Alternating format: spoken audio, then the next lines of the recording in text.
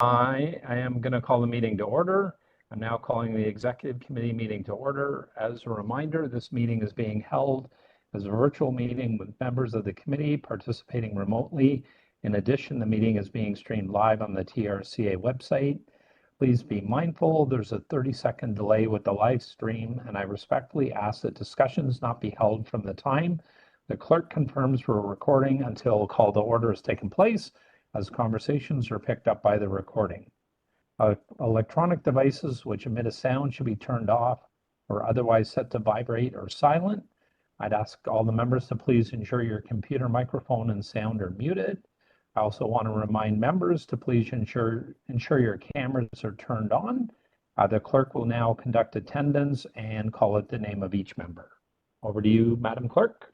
Great, thank you, Chair Ainsley. We apologize for some of those technical errors and It issues happens. this morning. Ainsley, Present. Barton, Present. Carol has sent regrets, dies. Fletcher, Fonseca, I just want to note Fletcher has just reached out to me and is trying to log on, and so I'm resending her links, but she is trying to get onto the meeting. oh, and she's just here now. We'll give her a second. Okay, Councillor Fonseca, we have you in the meeting now. Hi, good morning. Thank you. Thank you. Sorry for being late. Jackson. I think member Present, Jackson. sorry. Morley. Morning. Thank you. Pellegrini. Present. Thank you. Peruzza. And Councillor Peruzza, you are here. Santos has I am here. Can you hear me? I'm here. I don't know how to mute and unmute. You got to do some star number. Okay. Can you hear me? We can hear you. I can help you with the muting. Councillor Santos has sent regrets and Sachs. Great, thank you. All right, thank you, Madam Clerk. I will now read the acknowledgement of Indigenous territory. We respectfully acknowledge that we are situated on traditional territories and treaty lands, in particular those of the Mississaugas of the Credit First Nation, as well as the Anishinaabe of the Williams Treaty First Nations, the Huron-Wendat, the Haudenosaunee, and the Métis Nation. As stewards of land and water resources within the Greater Toronto Region, the Toronto Region and Conservation Authority appreciates and respects the history and diversity of the land and is grateful to have the opportunity to work and meet in this territory. Our next item on the agenda is approval of the minutes of meeting number 3 held on June 9th, 2023. Can I please have a mover for those minutes? Dave Barton, all in favor? Carries. Are there any members of the Executive Committee who wish to disclose a pecuniary interest under the Ontario Municipal Conflict of Interest Act? Seeing none, we'll now move on to the consent agenda. I will read out each item on the agenda that may be approved on consent. Members of the Executive Committee may ask that an item be held so it can be further discussed. Please indicate your intention to hold an item by letting me know verbally. The member of the executive that holds the item will be given the opportunity to ask questions of staff first and also speak first when the item is brought forward. If an item is not held, the motion is deemed to be approved as written, and it will be recommended for adoption at the September 22nd Board of Directors meeting, and no further discussion of the item will take place at this meeting. So on our agenda under section 1, item for the Board of Directors action, 8.1 is acquisition from the Claremont Development Incorporated. Item 8.2 is acquisition from Coghlan Homes. Item 8.3, acquisition from Sundance Richmond Hill Estates Incorporated in the city of Richmond Hill. Item 8.4, disposition of Regional Municipality of York for a permanent easement. 8.5 is disposition to the town of Caledon. 8.6, request for tender for Albion Hills Field Center and Chalet concrete walkway replacement project. 8.7, request for tenders for conservation parks and land supply and the installation of 6 picnic shelters. Seeing no holds under section 1, can I have a mover for these items? Amber Morley, all in favor? And those items in section 1 carry. Section 2, items for executive committee action. We have 1 item. 9.1, TRCA and Create TO collaboration to explore building opportunities at Black Creek Pioneer Village parking facility. Can I have a mover for 9.1? Dave Barton, all in favor? Carried. Under section 3, we have items for information from the board. There's 2 items. 10.1 is the 2023 6-month financial report. Item number 2 is 10.2, 2023 second quarter communications, marketing, and events report summary. Seeing no holds, can I have a mover for those 2 items? Diane Sachs, all in favor? Those carry. Under section 4, we have 1 item under the Ontario Regulation 166/06 as amended, major permit applications, regular for approval. We have 1 item. 11.1, standard delegated permits for receipt, staff approved and issued. Seeing no holds, can I have a mover? Linda Jackson, all in favor? That carries. Our next item on the agenda is our closed session if we need it. We have 1 item under item 12, 12.1, TRCA's new administrative building project update as of September 2023. Does anybody need to go in camera to ask questions on this item?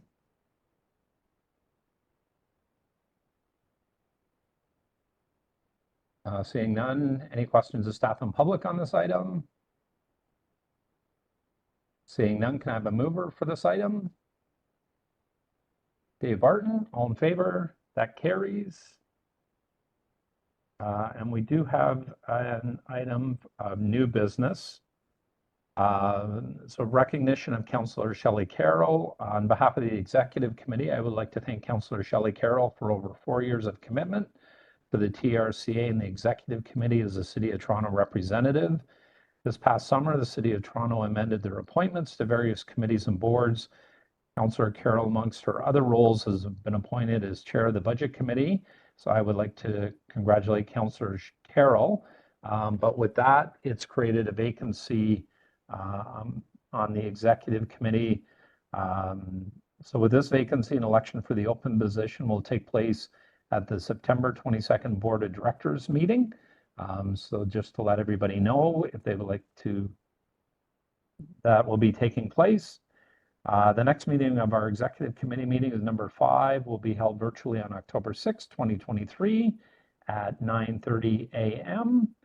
And I believe, Madam Clerk, that concludes our business for this morning. Through the chair, that is all the business for today. All right. Thank you very much. Okay. Really appreciate everybody's time. Mr. Chair, if I may quickly interject, apologize. Amber? We were just chatting and I should have formally put it on as new business. But I was hoping, and John and I did speak the preamble to the meeting, just around getting an update to some of the cleanup efforts happening in the Humber Creek as a result of the fire and subsequent chemical spill that has taken place over the summer at the top of August.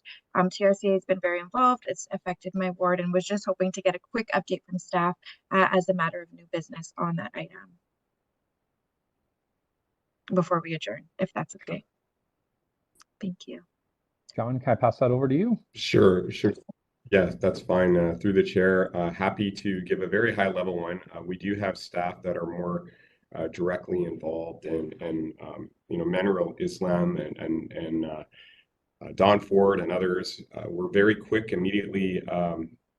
As soon as this unfolded, we were, as an organization, offering our support to the ministry and to city on these matters. And right now, TRCA staff continue to be part of the regular meetings and the regular update meetings that are going on. We are obviously monitoring that, making sure that we share all the information. We have been asked to look at what is the shoreline cleanup assessment team's work and action plan. They've circulated that to us, and so TRCA is undertaking a technical review of that with our staff. We're providing our information back to the consultant team that's working with the ministry, and that will inform the next stage of cleanup works. But there is ongoing maintenance activities that are happening, as we've seen with the media on Mimico Creek, and there's been booms, pads, etc. And we are not directly involved. Like I said, we did offer to be involved from the outset on some of that, but the ministry and their consultants took the lead on that. But we are making sure that we continue to monitor it, to be part of the information sharing about this, and to provide our expertise on the next phase of cleanup works that are taking place. So there is a great deal of work that has gone on related to this, and it's the skimming of materials and wildlife monitoring, and there's a lot of we're informed that a lot of the containment materials will remain in place on the Hummer and Mimico Creeks, so that the hydrocarbon materials can be contained as much as they can before they reach the lake. But it is really the lead of the ministry on this, and so we'll just continue to be as supportive as we can be. And right now, we've been really, again, making sure that this is all, any media inquiries or anything are focused on the province on this, and but we are offering that technical support. Thank you, John, for that great update. And I just wanted to definitely highlight the great and collaborative work that has happened since the onset on this. My office has been working fairly closely with Minister Pacini's office, and really grateful for all of the efforts of the various stakeholders involved. Residents are rightfully, concerned about the impacts of this, both short-term and long-term. And it's been really important and helpful for us to have support from both TRCA, the minister, the property owner at the subject site, who's really, done their due diligence to do the efforts necessary around this piece. So we'll continue to keep an eye on it, and please relay my thanks to staff, John, from behalf of Etobicoke Lakeshore residents. Thank you. Thank you. Mr. Chair, I have one question, if I may. Sure, Councillor Sachs. Yes, so I spent an hour yesterday with the City of Toronto risk management folks and trying to raise their awareness of climate risks. And basically, they need a tune-up. Do you provide, is there some way you can help them?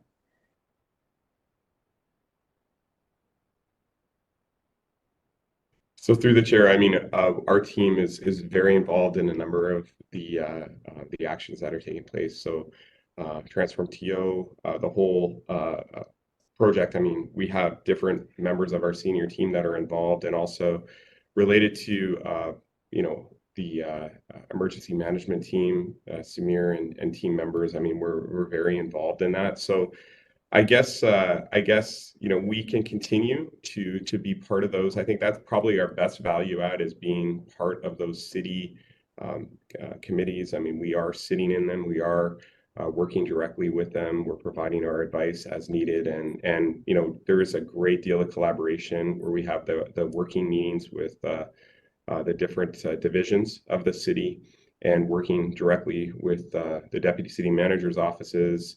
And we'll continue to do that. But we're open to suggestions on how we can do more, and happy to have some more discussion with you on what we are involved in right now. And I mentioned a couple of those working committees, but if there's other opportunities that we can pursue, we're happy to discuss that with you. I'd appreciate that. I mean, so I was talking with the insurance and claims management people. I know that the Transform TO folks are on top of it and the emergency management people are thinking about it. But the big questions they were, they had done some thinking about flooding, but they hadn't thought about other climate risks and they hadn't thought about compound risks. So they were looking for a resource who could help walk them through what all the risks are that they should be planning for. So if you could maybe email me with a suggestion of who they should contact, I'll put them in touch if they're not already. For sure, we'll follow up and potentially even have a sidebar conversation with Samir and Daryl and others that are more embedded in some of the working committees and everything as well that are taking place. So absolutely, we can follow up on that and reach out. Thank you. Thank you. All right. Thank you, Diane. Madam Clerk, I think that concludes our business. John, maybe just on behalf of the executive committee, I know a lot of the TRCA staff are listening right now. We did have this was a quick executive committee meeting. I know from my experience over a number of events over the summer and engaging with TRCA staff, they're doing amazing work. They're doing a lot of work, and I just pass on our thanks from the executive committee as well for all of their continued hard work and dedication. Well, it's appreciated, and I'll pass that along. And we also appreciate the involvement of the board and executive committee members, and in a lot of our activities out there in the field. And it's great to have all of you engaged, and we look forward. We have some upcoming events as well. Adventures of Salmon and others that are unfolding over the next couple months, and the more that we can be out there and working together, the better. So we really appreciate all the engagement as well from the board in our work. Thank you. All right, thank you, John. And could I have a motion to adjourn and thank everybody for their time and effort and dedication this morning? Moved by Diane Sachs. All in favor? And that carries. Meeting adjourned. Thank you very much, everyone.